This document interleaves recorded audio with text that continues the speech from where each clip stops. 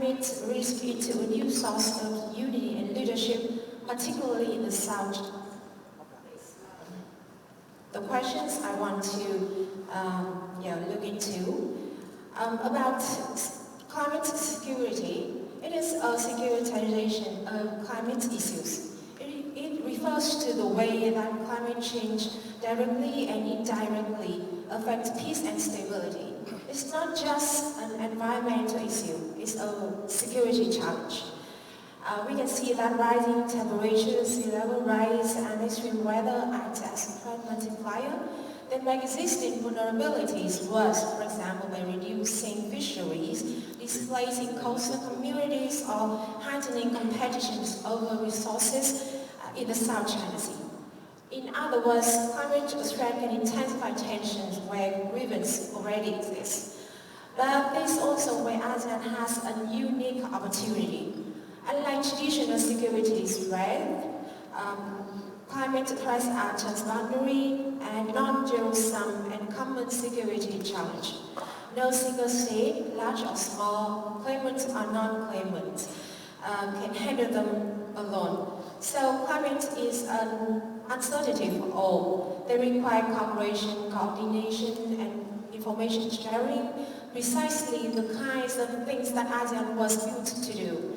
So my main argument is why ASEAN leadership on traditional security issues is constrained by division and great power rivalry. Climate cooperation offers a niche arena for ASEAN to demonstrate unity, agencies, and leadership in the South China Sea. So how exactly is climate security connected to the South China Sea? It's not an abstract risk, it is very direct and visible in 3 dimensions. About the physical threats, we can see that sea level rise already threatening coastal zone and island infrastructure, including those occupied or claimed by the member state of ASEAN. Intensifying typhoon saltwater intrusion and coral bleaching are degrading the marine ecosystem that millions of people depend on. These are not distant risks, they are happening now, and they affect everyone regardless of sovereignty lines. Second, human security impact. When fishery collapse, coastal livelihood collapse too, and that quickly feed into maritime dispute over access to fish and resources. Displaced coastal communities create migration pressures which can trigger new forms of instability within and across borders. Finally, there is a strategic outcome. All this shared vulnerability creates a shared incentive to cooperate. If ASEAN and its partners can establish common climate monitoring adaptation programs in the South China Sea, those can function as confidence-building measures among claimants. But there is also a deeper question here. Why would this time make any difference? Because ASEAN has talked about environmental cooperation for several decades. But why could climate security actually transform unity and certainty now? And centrality now? I propose 4 reasons for this. First is the strategic shift. Reframing climate change as a security challenge, not a side issue, will elevate climate policy into the center of ASEAN's agenda, not just under environment minister, but as a cross-pillar priority. Second, there is a growing demand for ASEAN leadership here. Major powers, the United States, Japan, the EU, Australia, all of them now include climate security in their Indo-Pacific strategy. So this opens a space for ASEAN to play a bridging role, connecting this competing initiative into a kind of cooperation instead of competition. And third, that ASEAN is not starting from zero. We already have institutions like AHA Center, AME, the Working Group on Climate Change, and very new ASEAN Center for Climate Change that has currently been established in the 47 ASEAN Summit in Kuala Lumpur. All those already provide an operational base for ASEAN. So what is missing is not structure, but a strategic integration, turning those scattered projects into coordinated regional framework.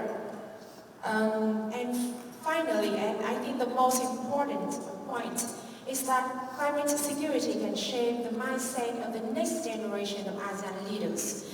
By engaging with a cooperative, transboundary agenda, younger policymakers and diplomats will develop a sense of shared responsibility, a habit of cooperation, and a confidence to lead collectively.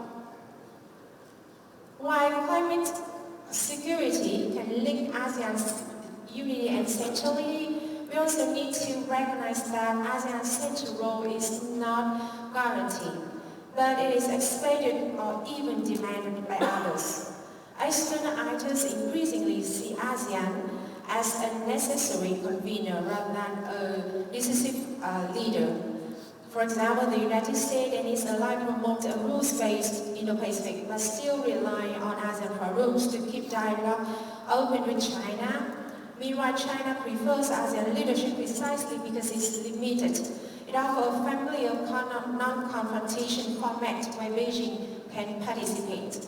So ASEAN centrality here reflects functional convenience, not fully political trust. But this external demand also puts pressure on ASEAN to deliver something concrete. Major partners increasingly look for climate cooperation that produce measurable outcomes, for example, data sharing, resilience funding, or emission tracking. If ASEAN continue to only convene meetings without visible outcome, its credibility will decline. Therefore, climate security is a double-edged opportunity for ASEAN. It gives ASEAN a chance to remain relevant, but it also exposes its weaknesses, slow coordination, consensus paralysis, and fragmented institutions. External powers will engage only as long as ASEAN translates dialogue into cooperation. So the expectation here is very clear. ASEAN does not need to lead through power, but through performance. If it can turn climate security into a field of conditional cooperation, centrality will be earned, not assumed. But turning this idea into reality requires institutional integration and policy innovation. This tangible outcomes, moving ASEAN from dialogue to delivery, and aligning these efforts with UNCLOS and the Paris Treaty would give it both legal grounding and international legitimacy. That's why I chose a quite ambitious title for my speech, to argue that climate security should become the fourth pillar for peace of ASEAN.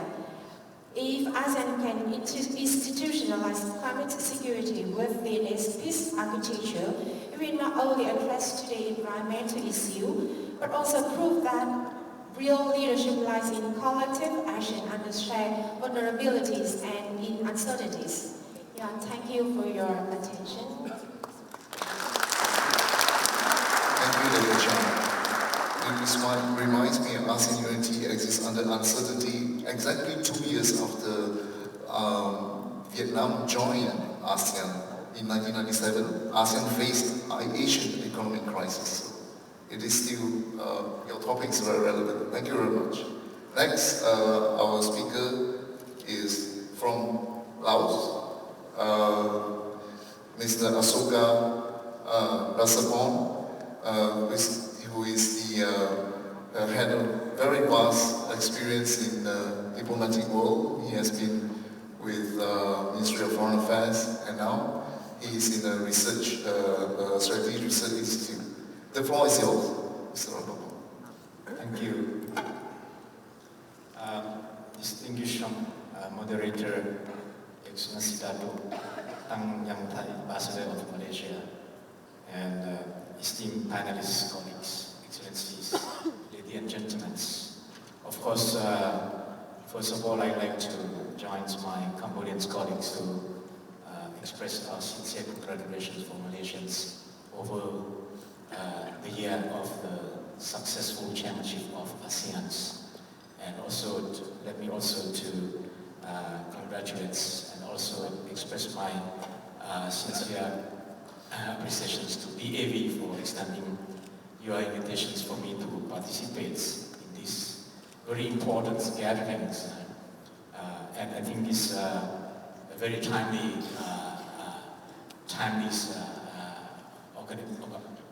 organizations, and we try to talk more about the South China Sea and the roles of what is the ASEAN should do. And my remarks, of course, we focus on how ASEAN's role can could be further strengthened, and in particular in managing the South China Sea. And of course, we know that the South China Sea has long stood as one of the most vital maritime space in the regions, and a sea and nourish economy, sustain communities, and connect our nations. It's a significant extent beyond geography. It is the lifeline of Southeast Asia growth, carrying a third of global maritime trades and supporting the livelihoods of millions. ASEAN collective leadership has served as a stabilizing force, demonstrating that even amidst diverse national interests, the regions can come together in pursuit of the shared peace and prosperities. So the declarations of the conduct of the party in South China Sea, or the DOC, adopted in 2002, was actually a milestone in this particular journey. It reflects the shared aspirations of ASEAN and China to manage the disputes peacefully, uphold international law, and to foster this mutual trust. And over these past 2 decades, the DOC has provided an essential platforms for the dialogue, restraints, and cooperations. Through the mechanisms such as the senior officials meetings on the implementations of DOC, or we call it the SOM DOC, and the joint working groups, or JWG DOC, ASEAN and China have institutionalized regular exchanges that have helped to prevent conflicts, escalations, and to promote confidence buildings. The collaborative efforts in maritime scientific research, environmental protections, and navigations safety have further reinforced this spirit of cooperations. Ladies and gentlemen, while these achievements should not be understated, we must also acknowledge the limitations that have constrained the DOC's effectiveness. Its non-binding nature, lack of enforcement mechanism, and the persistence of unilateral activities have tested the framework's credibilities. Moreover, the evolving geopolitical environments with intensifying major power competitions and emerging security challenges has posed new tests to the ASEAN unity and centralities. Against these backdrops, the transitions from the DOC to a binding and effective code of conduct, the COC, represents not only the logical next steps but also a necessary one. The COC process is an opportunity for ASEAN and China to transform the principles into the practice and to move from words to actions that can sustain peace and ensure the rule-based maritime order. So from my perspective, this process must be guided by 3 key principles. Number 1, first, the COC should be anchored in international law, particularly the 1982 conventions, the UNCLOS, which provide legal frameworks for the rights and obligations of the states in maritime affairs. Second, the COC must be practical, inclusive, and implementable, focusing on achievable commitments such as a communication hotline, joint training, risk reduction measures, and transparency mechanism. Third, and most importantly, the COC must reflect ASEAN centralities and unity, ensuring that our regions, not external power, remains the main architects of this maritime future. So ASEAN's strength has always been its abilities to build consensus, to transform the differences into dialogue, and maintain peace through cooperations rather than confrontations. The South China Sea issues therefore should not be viewed solely as a source of divisions, but as a test of ASEAN collective resilience and diplomatic innovations. Excellencies, as we look ahead, ASEAN leaderships in the South China Sea will depend on our abilities to act proactively and cohesively. The entails several complementary approach, strengthening regional mechanism, enhance the mandates and the responsiveness of existing body, the SOLT DOC and the working groups DOC to improve the monitoring, early warnings and the crisis management. Secondly, promoting joint development and sustainability. Encourage cooperative ventures in fisheries, maritime scientific research, energy explorations that benefit all while safeguarding the maritime environment. 3. To enhancing capacity buildings and information sharing, supporting technical cooperations among the ASEAN member states to improve our maritime law enforcement, domain awareness and legal expertise. 4. Fostering the people-to-people and academic exchange, building the shared understandings of maritime heritage and collective sense of ownership of the South China Sea. It's a sea of peace, friendship, and cooperations. Ladies and gentlemen, as a landlocked country, Laos, we may not be a direct claimant state in the South China Sea, but we deeply understand the significance of maritime peace and stability to our shared prosperities. And for Laos, ASEAN unity and centrality are not abstract concepts. They are essential conditions for regional stabilities and developments. The Lao PDRs, therefore, reaffirms its unwavering support for the ASEAN process, including the early conclusions of an effective, substantive, and binding code of conduct that is consistent with international law and reflective of mutual respect and trust. In conclusions, let us remember that South China Sea is not only a space of contestations, but also must be an area of cooperations. The DOC has laid a strong foundations. It is now up upon us to build upon it with a COC that is forward-looking, action-oriented, and truly reflects ASEAN collective wills.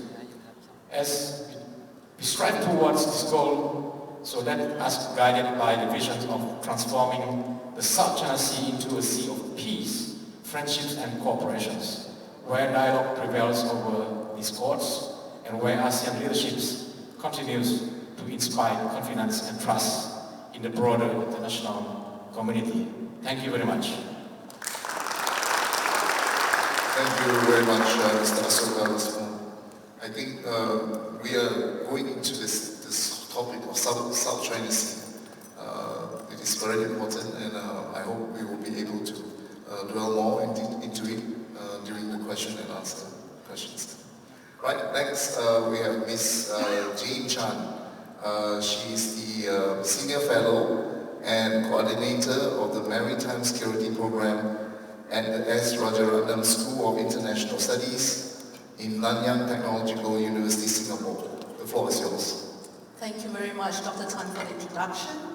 A very good morning, one and all. A quick word of thanks to DAV for the very kind invitation and generous hospitality. A shout out to President Buya Mungsan for the privilege to join this gathering once again. And in this series of South China Sea Conference, has gone from strength to strength, so a big congratulations to DAV as well. So when I read the write-up for this panel, I must admit that some of the keywords, are increasingly foreign and not synonymous to the ASEAN that we know. Leadership, unity, addresses crisis, effective tools, just to pick a few. But I also started asking myself, are we expecting too much of ASEAN? Or are we simply using ASEAN as a scapegoat for what? For the challenges or our inability to address some of the tasks at hand. So my friends in the room know that I'm an ASEAN critic, which is much easier to do these days than to try to address and to speak to this panel which is seeking for positive, and constructive ideas. But I'm very lucky to be seated next to my mentor in grad school, the very professor who taught me about and ASEAN, so do direct all the questions to him later. Yeah. So now back to the task at hand. To answer some of the questions of this panel, I'm speaking to 3 broad points, right? First, I will share with you, my assessment of the current state of play in maritime Southeast Asia, and then I will tease out a couple of value propositions, right, of the ASEAN model of cooperation, if there is such a thing. And number 3, to tackle the reality of keeping ASEAN at the driver's seat. So first, on the current state of affairs. We all know that the tension in the South China Sea is no longer about the complex competing territorial and maritime disputes between the claimants. Today, the core contention arising in the South China Sea, in my mind, is about the broader question of universality of laws, rules, and regulation, and the competing vision on the maritime order is what worries me the most. I was not here yesterday, I'm so sorry, but I was told that the previous sessions did, draw out some of these competing visions. Having said that, I still do believe that most countries share an interest and are committed to the importance of maintaining freedom of navigation, the free flow of maritime trade, access to global commons in a manner consistent with international law. Many understood the importance of an inclusive maritime order founded upon international rules and norms, which is continue to be crucial for regions' continued growth and prosperity. However, I think it was all clear to us that in Southeast Asia, many views development in the region rather differently, and the assessment of where the future for cooperation lies and what are the risks may differ rather significantly. And if we are critical about things, right, there are very few issues in my mind that can mobilize the whole of ASEAN action. At a certain dimension, the territorial and maritime disputes in the South China Sea are a priority for claimant states.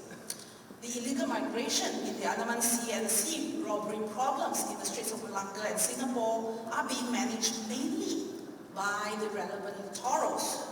So those of you following the latest ADMM meeting last week, you would have seen in the KL Declaration mentioning of the South China Sea.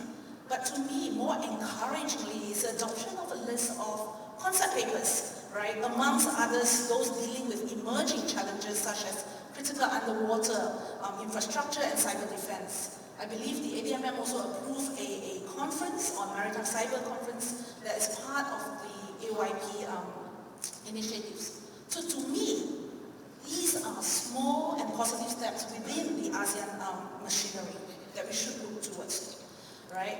So moving on to the ASEAN model of cooperation, or what I call a model of cooperation. Sure, we are very familiar with all the critics' assessment of ASEAN and its processes, but if you would allow me some space to step out of my usual inclination, right, to try to make a pitch on the value proposition of an ASEAN model of cooperation, if I can loosely refer to that, because in my mind, the ASEAN model is not fully exploited and it still has its potential, right? And this model bears 2 important features. First, it is flexible and inclusive, and number 2, has info sharing as a recurring theme.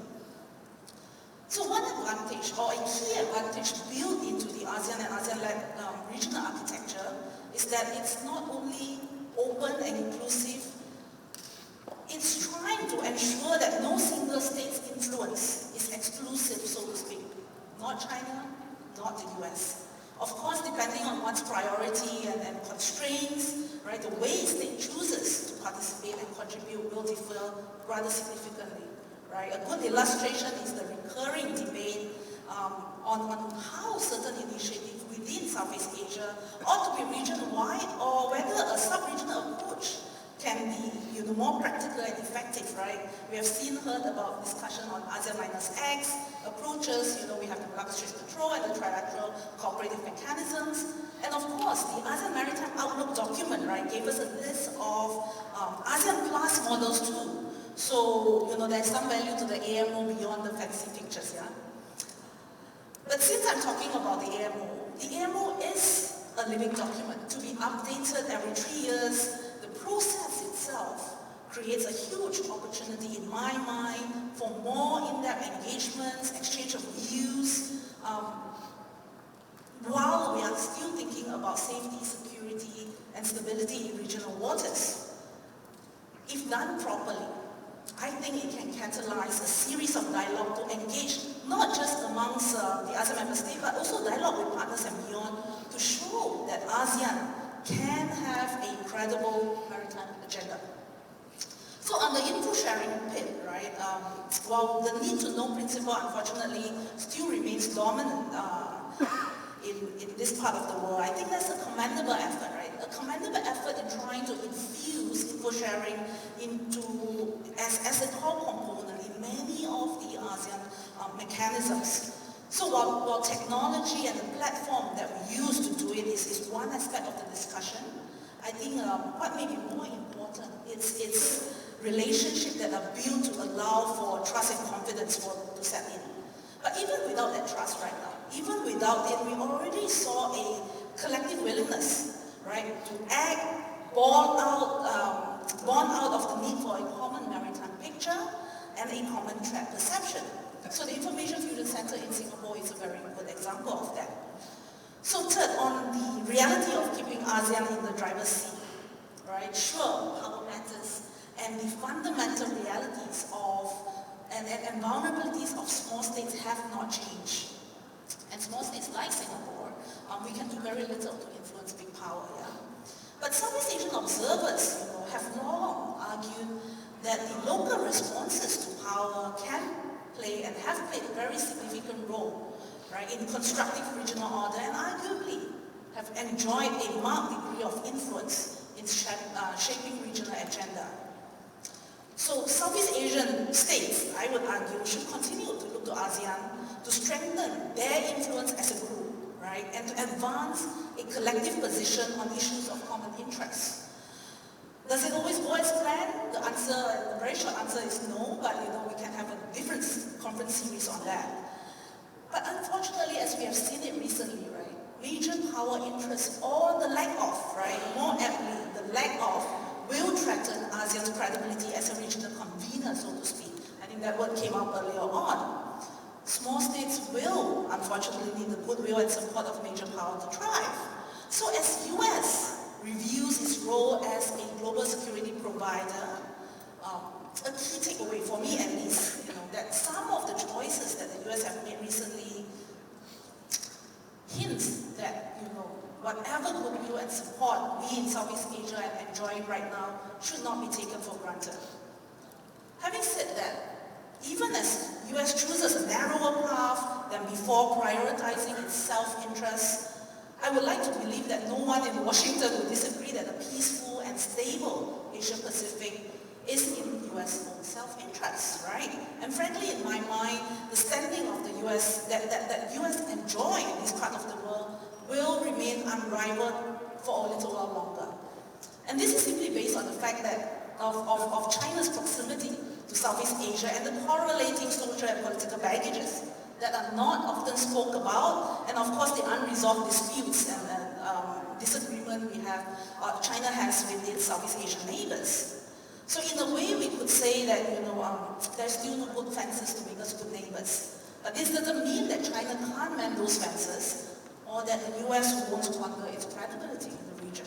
So to conclude, essentially I'm saying that besides the territorial and maritime disputes in the South China Sea, there are other maritime issues that warrants our attention, that makes for good vehicles for ASEAN to engage regional partners. The question is how regional countries manages these competing interests, and how can we persuade ASEAN member states that the plight of single state is strongly tied to the region's ability to develop integrated and resilient mechanisms. But to answer that, I think we need to listen to the professor. Thank you very much, and I look forward to the discussion. Thank you, Ms. Chant, for bringing us to the current ASEAN reality. Next, we have Professor Ralph Amos, of course. Professor is from SOAS and used to be working in Singapore, and I'm sure he is expert in Indo-Pacific, and we couldn't wait to hear his insight. And it's good also to have a perspective other than ASEAN. Please, Professor. Thank you very much, Chairman. I would like to start by thanking the DAV for their very kind invitation. I've often had the pleasure of attending this conference, and it's always wonderful to be back in Vietnam. I would also like to acknowledge the support of the British diplomatic mission in Hanoi for my presence here. So I will focus my remarks on the Code of Conduct. It is very common to hear best wishes on the rapid completion of the COC by ASEAN states, China, and non-regional actors. In fact, most ambassadors who spoke on this podium have done so. And it is a line which is included in all official documents and statements.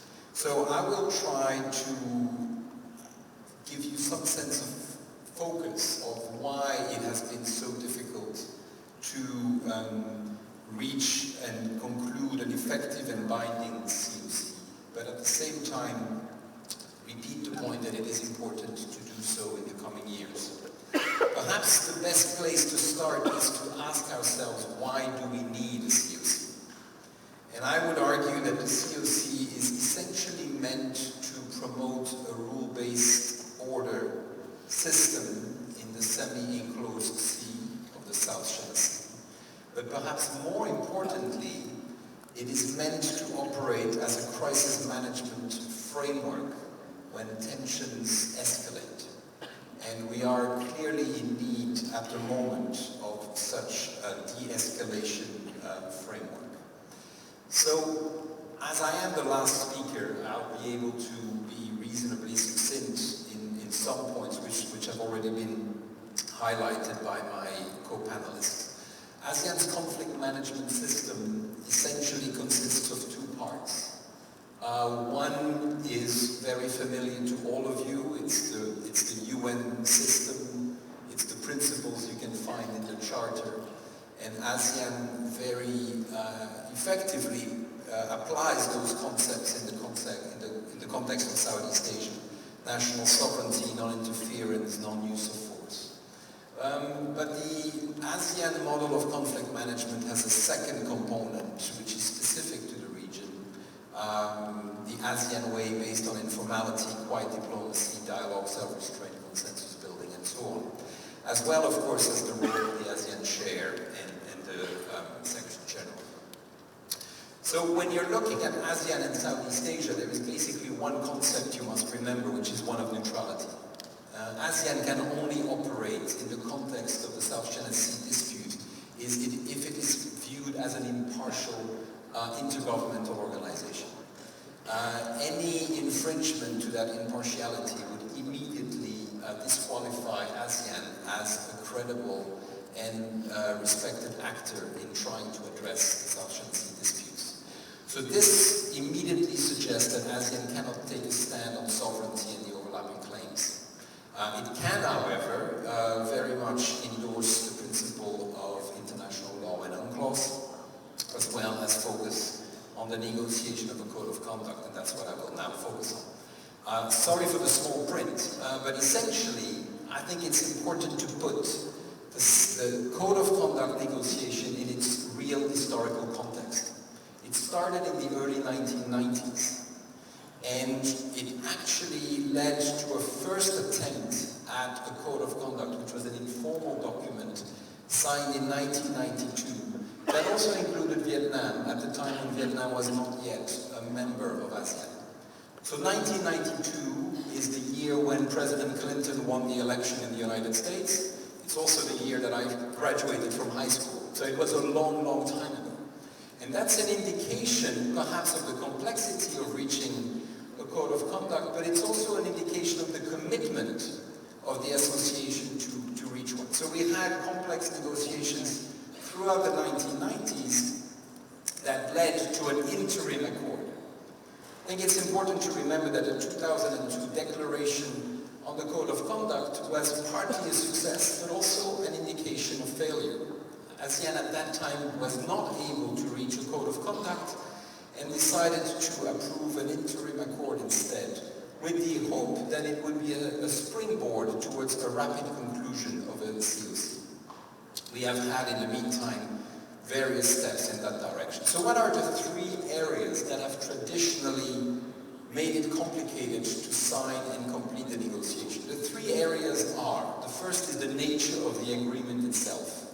Sorry, that would be the second one, but I'll come back to the moment to the first one. What kind of document are we actually negotiating? Is it going to be a legally binding document? Is it going to be a political statement? A second area is what is actually disputed. And what are the features to be included? What are the features to be excluded from the negotiation? And finally, what are the areas that should be included into the agreement to try to reduce tensions and the risk of military conflict?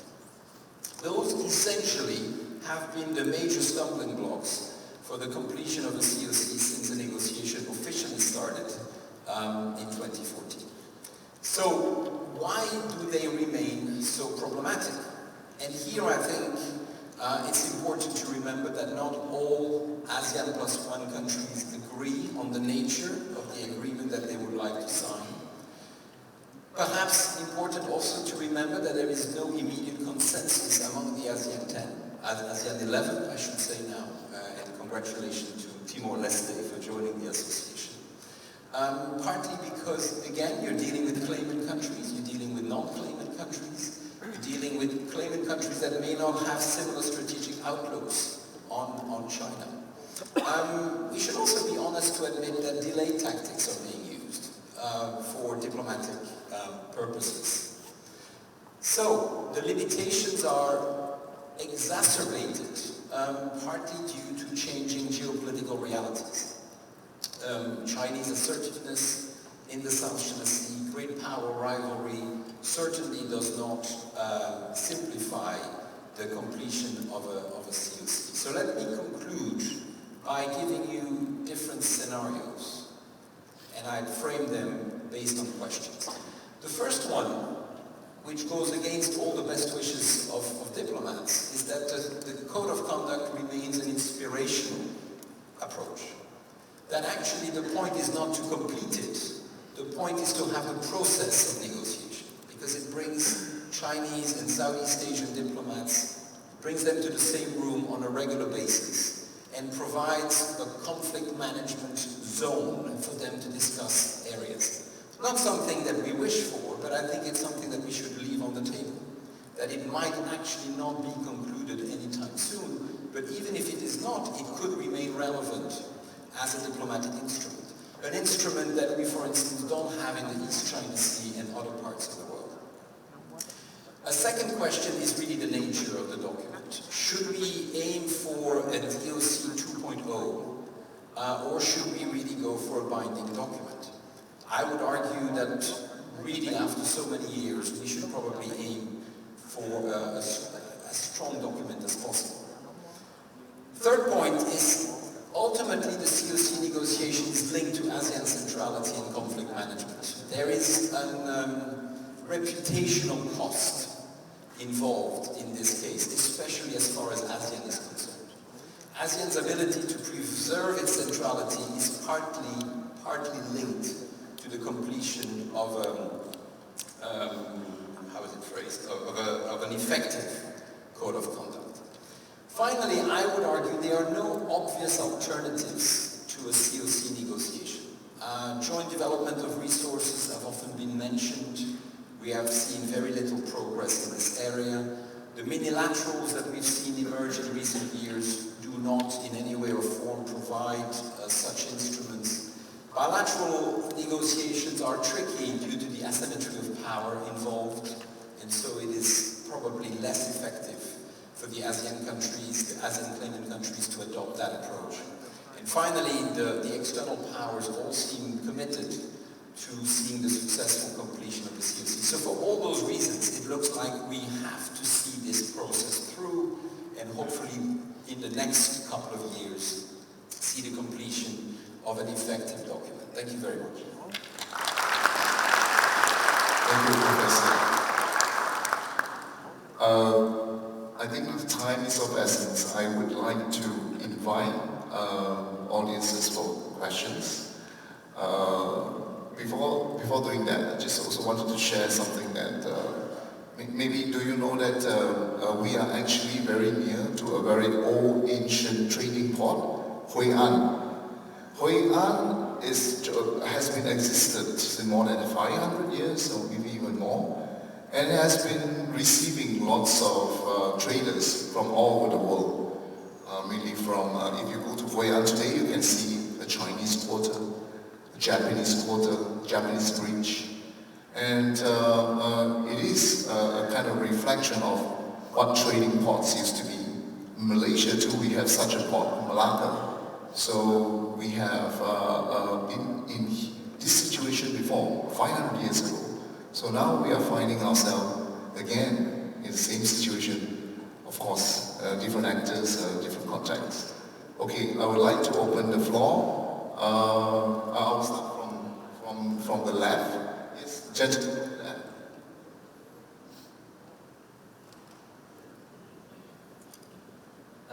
Thank you, Mr. Chair. My name is Tuk from the Institute for Defense International Relations, Ministry of Defense of Vietnam. So I have a question for Mr. Russell Im. In your presentation, you mentioned a lot about the rule-based regional order, peaceful mechanism, consultation and consensus, and role of ASEAN chair. But in case of Thailand and Cambodia tensions, so the role of the external powers such as China or the US is undeniable. So do you think that this will be the model for dealing with the tension in the future? And do you think that it's time for ASEAN to build a code of conduct to deal with tension in the future? And if yes, so how it applies?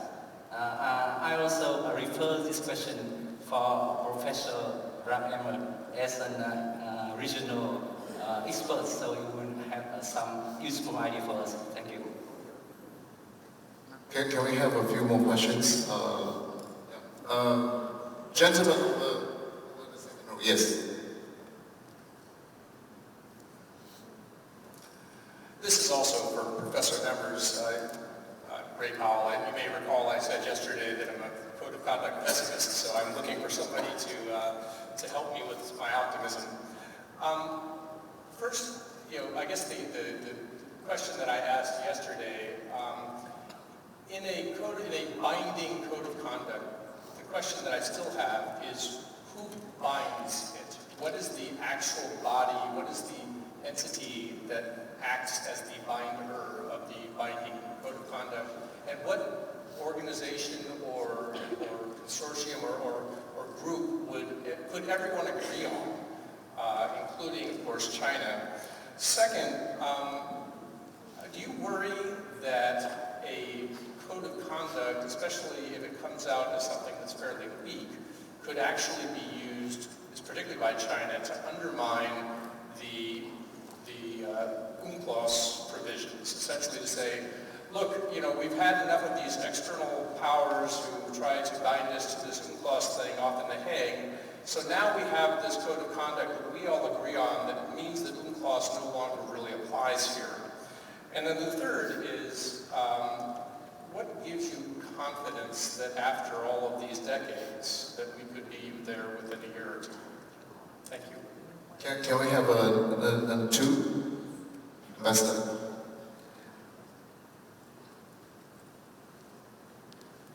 Thank you, Mr. Master. To my mind, it obviously the settlement of disputes in the South China Sea remain a critical test of ASEAN unity, centrality, and credibility. The talk on the code of conduct is underway, but the prolonged negotiations and the lack of agreed text may weaken the credibility of ASEAN My question is, what are the most substantive obstacle to the eventual completion of the CUC at the end of the day? My question goes to Mr. Jay Tan and Mr. Osaka from Laos. Thank you. Yes. Over there. Yes. Thank you so much, Mr. Chairs and distinguished speakers. My name is Satria from Indonesia. I'm one of the young leaders this year. My question goes to Mr. Laxmi Him and Professor Ralph Emmers. For Mr. Laxmi, thank you so much for your wonderful reiterations about the importance of not just celebrating but also enforcing the normative implementation of Treaty of Amity and Cooperations. I wanted to have your opinion. How do you foresee the future implementation of TAC, especially with the instances of selective mutations in the case of Myanmar and probably also in Thai-Cambodia conflict as well? And how do TAC being relevant in the midst of institutional shift, from multilateralism to East Asia Summit and ASEAN Regional Forum? Now we are leading towards more a multilateralistic approach in regional security with ASEAN minus formula and to an extent ASEAN plus Troika. And for Professor Ralph Emmers, thank you so much for the outstanding proposal, I would say, about the implementations of or your ideas about the DOC 2.0. As we know it that while this idea is wonderful and brilliant and could be binding documents for ASEANs, but the problem with ASEAN-led mechanism is that it lacks of enforcement mechanism. And if we are to have DOC 2.0, what kind of enforcement mechanism would you think fits for Southeast Asia and external powers? Thank you so much. Thank you. We will stop it here and then we'll ask our panelists to address the questions. Starting with Professor Amos, please. Thank you very much. Thank you for the questions. Let me start perhaps with Ray. Well, taking your third question first, I never said I was an optimist. My PhD supervisor told me 25 years ago, Ralph, always stick on the glass half empty side of the spectrum and you'll always be right. And so that was by Michael Liefert. And I think I'm not suggesting that it's going to be completed over the next 2 or 3 years. We have a very significant year in 2026 with Philippines taking the chairmanship, with Malaysia continuing to be the chair of the China-ASEAN dialogue. It's a window, followed of course by Singapore the following year. So we do have opportunities there, but I would not bet my house on that being completed by 2026 or 2027. But I think the circumstances on the ground suggest that we do need urgently at least a crisis management mechanism in place. That brings me back to your first and your second question, which I can easily link. I would argue that the only institution that can bind such a document would be the United Nations. And I think it is a document that should be brought to the UN, partly because it would codify the centrality of international law, and it would codify the centrality of UNCLOS in such an endeavor. I see your point, and I believe that that's a particular negative scenario that should be prevented. A document that would suggest that the South China Sea should no longer be considered in a similar vein to other disputed maritime zones. It is important to make sure that it is included in this very global perspective, and hence the UNCLOS has to be at the core of such an agreement. If that were not to be the case, then I think it would be better to walk away, because signing a weak or bad agreement after nearly 35 years of negotiations would be really counterproductive. Very quickly, the question on my left, A code of conduct is perhaps even more required now because we're dealing with great power dynamics, but I think it's important to remember that we were trying to achieve such an agreement even in periods of greater accommodation between China and the US. I was referring to the 1990s, I was referring to the early 2000s, and I was also referring to the early 2010s. So I think it's important to de-link the two and to just argue that it would be beneficial for all the claimant states, but also for all the user states to have a binding agreement on a code of conduct. Finally, a DOC 2.0, it's not my preferred scenario. I believe it would be a bit of an opt-out solution. I don't think that's the ultimate goal of this negotiation. On the enforcement part, I think you're a little bit harsh on that note because most international organizations do not have enforcement capabilities. They work mostly on shaming, they work very much on peer pressure.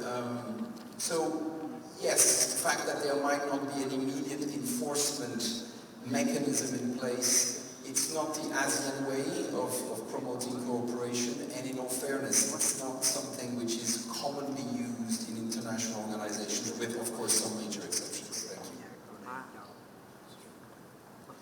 Well, to address the ambassador's question of what, in my mind, is the biggest challenge to the conclusion of the COC, I think Ralph earlier highlighted the top three biggest problem, right? The application of international law, its characteristics, and the applicability of the COC itself. In my mind, the biggest challenge is the very wide gap between ASEAN and China on the application of international law. So the single draft negotiating text, which is confidential, so I can't confirm whether the ones that we see online is the actual one, but there seems to be reference to international law and UNCLOS. Having said that, then why is it that there are still sectors between the negotiating party calling for a negotiated regional rules, which is quite honestly not a universal application of international law? And to me, that position is one that most Southeast Asian countries cannot go along with. So that, to me, is the biggest problem. I think there was a questions about the ASEAN's credibilities, and I want to touch upon the history of ASEAN.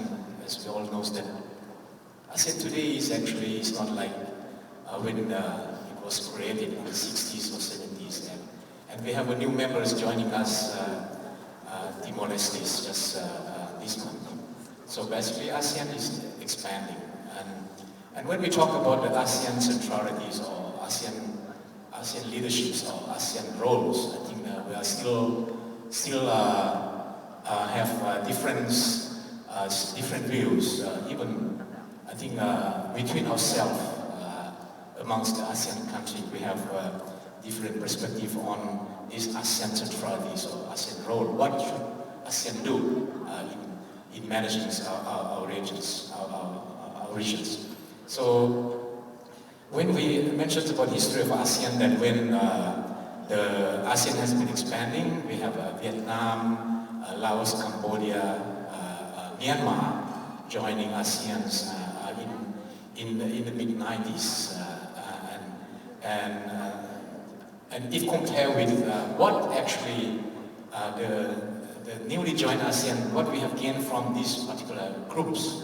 Of course, I think Vietnam have done quite a good job being part of the regions, and you are really now, becoming an economics-driven force of the regions. If you compare with, for instance, Myanmar, where we need still to have to resolve some problems on Myanmar, and concerning Laos, we are, of course, recipients of the great river like the Mekong River, which is actually it's a huge river, and we have so many partners joining Mekong.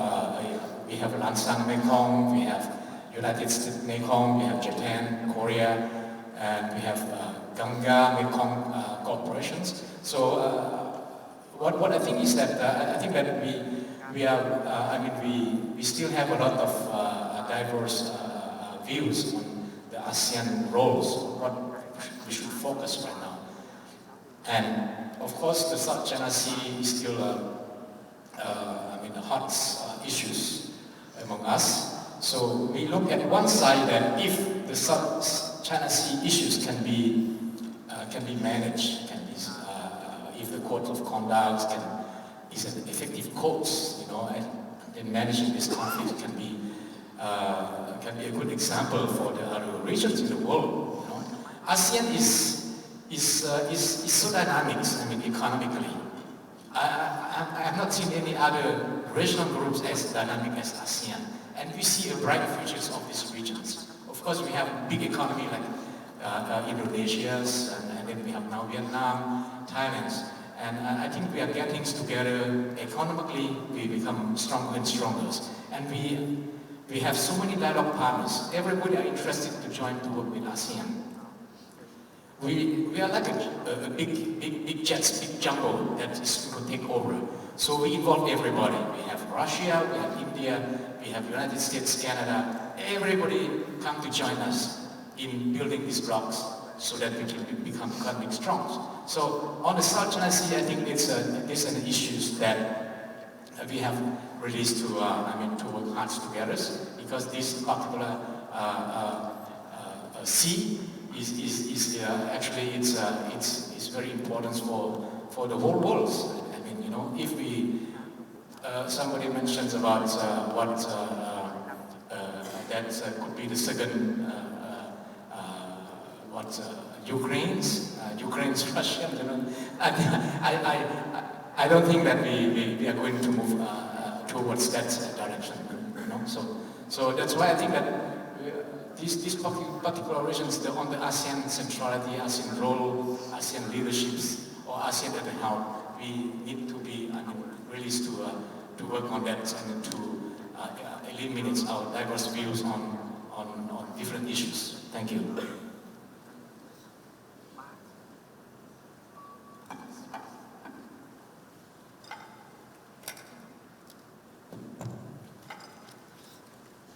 Thank you for the many interesting and important questions addressed to me.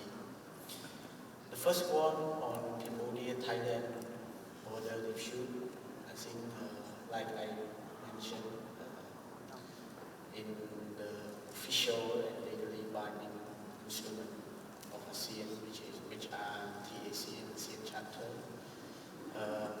it is very clear that ASEAN is structured itself to be open and inclusive regional order that support a very active engagement with external partners outside the region. So this is very important.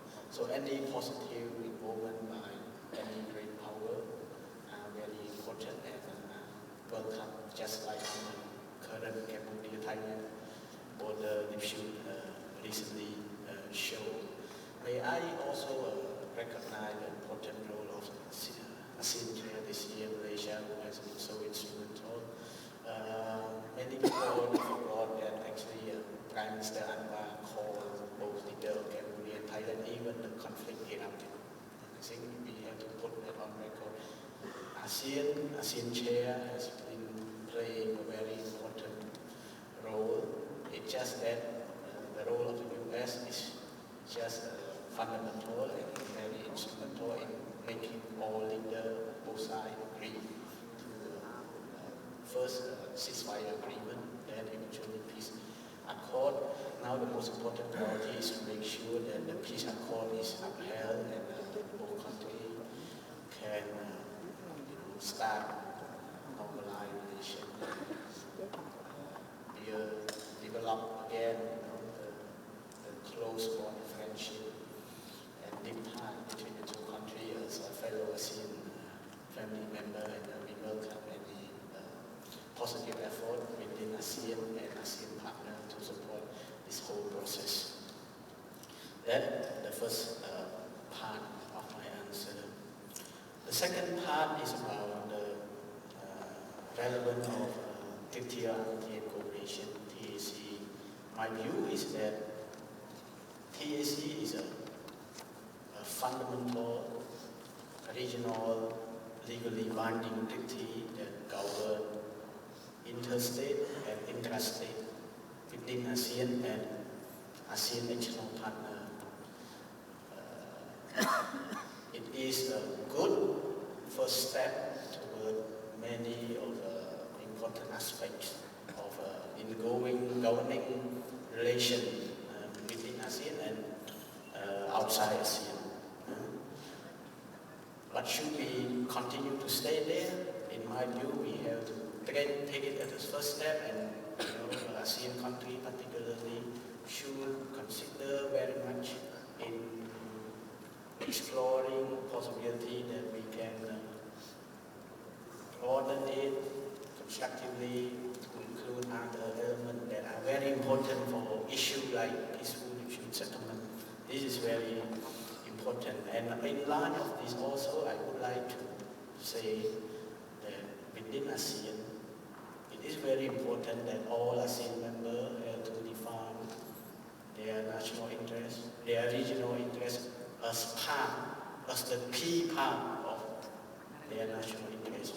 This is very important, and the process include, first of all, each ASEAN member have to broaden the comfort level with one another, have to inject more outward looking strategic outlook based on international law, and more willing to find common grounds on common security challenges, including particularly key security challenges in the region that not impact only one country but the whole part of the region. This is very fundamental, and to have all this definition of regional interest as the key part of national interest requires that ASEAN is constantly and institutionally strengthened and innovated.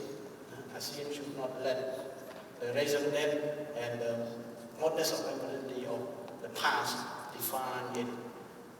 Resident and modus operandi of the present and the future.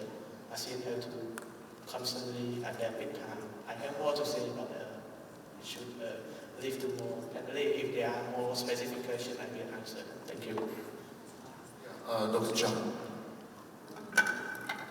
Yeah, I want to learn more about the ASEAN unity essentially, and regarding the questions about the conflict between Cambodia and Thailand. Actually, the comment of other panelists that there is internal divisions and different expectations of the members of ASEAN themselves about the ASEAN centrality or the central role of ASEAN. It depends on it is because of the different, the gaps in, or the difference in their interests and priority. So I think that is one of the most important things is that the member states themselves should consider the importance of the significant role of ASEAN first before the involvement of the outside or the other powers.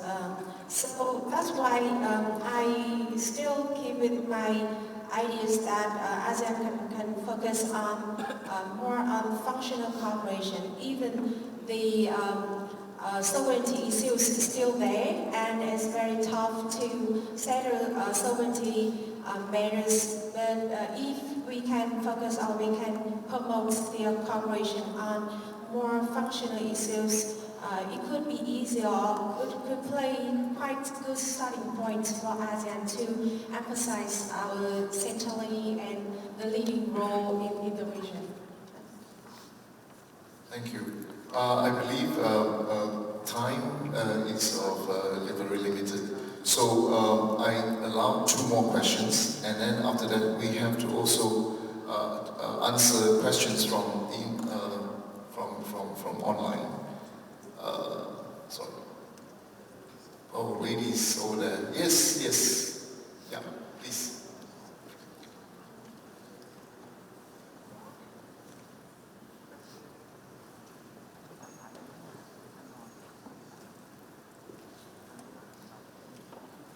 you, Mr. Chair, and thanks for the panelists for sharing your insights. I have a question. If you have a chance to make recommendations for the next ASEAN Chair, Philippines, so what would you say to the next ASEAN Chair? Thank you. And next question. Yeah, please. Thank you so much. My name is Peyton. I'm one of the young leaders this year. My question is direct to Professor Emmers. I think I want to ask you to what extent do you see the delayed code of conduct as a result of increasing securitizations of China as a business or any maritime issues? Thank you. Yeah, I will ask Mr. Rasmussen to answer, and then he also has some questions online. Thank you very much. First, regarding Sorry, the time is almost up. Can you please review for 1 minute? All right, let me put this together. The future relevance of ASEAN hinge on the strong unity within members. It's very important. That's why ASEAN as a regional, as a collective regional institution need to be exceptional and extraordinary regional institution that can exhibit effective leadership role in managing and addressing peacefully regional affairs, including regional security challenges. Therefore, the unity and the collective wisdom of each and every ASEAN member is very important. So this is the message that I would like to bring to the conference. Thank you. Professor, your last word. Very quickly, if I understood the question correctly, is whether the securitization of the South China Sea is problematizing the conclusion of the COC. Is that roughly? Yes. So perhaps coming back to the question that I was asked from that end of the room, certainly it doesn't help, but I think history tells us that we were not able to achieve it in the 1990s or the early 2000s, when the South China Sea was not viewed as a security flashpoint. So I think to put all the blame on great power competition and so on is not going to help us. I think we do need to go back to those three core issues of how do we approach international law and integrate it into the code, what features are being disputed, and how do we do conflict prevention more successfully. I think those would be the three things. On the question on advice to the next ASEAN chair, as an academic I have the luxury of being able to advise many things and not see the implementation of that, so that's great. My only advice would be walk away from a bad deal. Do not sign a COC simply because everybody is putting pressure on the conclusion of that negotiation. I think it's better to carry on for years to go if we are not. The worst possible outcome would be a watered down document that is not worth the paper it's printed on. That I think would significantly undermine the credibility of ASEAN. It would have an incredibly high cost to the reputation of the association. So it's better not to sign any agreement, even if that means finally the completion of a negotiation. Thank you to our distinguished panelists and our engaged audience. Today's discussion reminds us that ASEAN's leadership lies in its capacity to convene, to connect, and to cooperate. Staying at the helm of ASEAN centrality means not avoiding the wave, but steering through them together. On that note, I thank our speakers once again for their insights and all of you for your thoughtful participation. Thank you so much.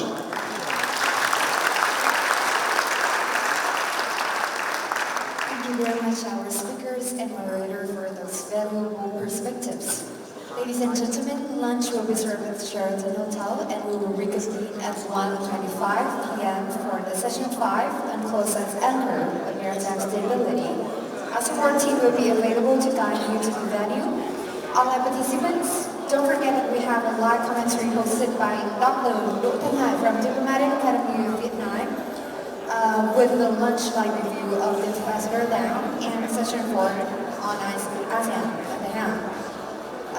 Please bear in mind that you should put your devices on silent mode, and please respectfully engage in conversation in the external periphery of the conference room.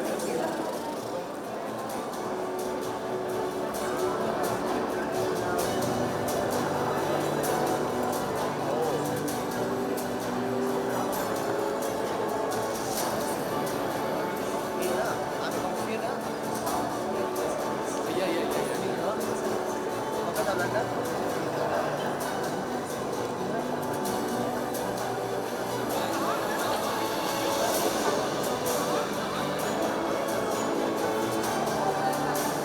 I have the honor to invite Dr. Lê Ngọc Hân from the Faculty of International Relations and Diplomacy to the stage for the moderator of flight commentary.